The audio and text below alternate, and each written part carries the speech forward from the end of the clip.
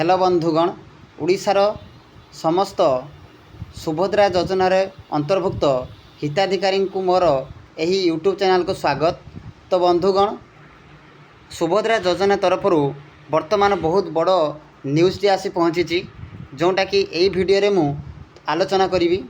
तो बंधुगण समस्ते देखिपु स्क्रीन रे तुम लिखाई अक्टोबर 9 रे आसीबो द्वितीय पर्याय सुभद्रा टंका।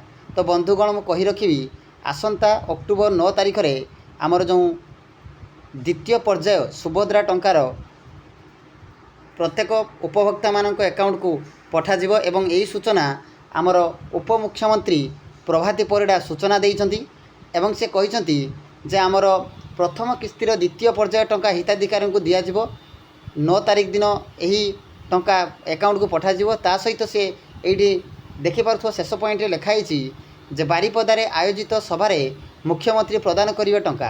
तो आसंता 9 तारिख अक्टोबर 9 तारिख रे जो बारिपदारे आयोजित होबाको थिबा सभारे मुख्यमंत्री मोहन माझी आउ आमर उपमुख्यमंत्री प्रभाती परिड़ा सहित से कौन करेंगे ना जिते भी सुभद्रा योजन उपभोक्ता मानू द्वितीय पर्याय टंका देवाई जाऊँच।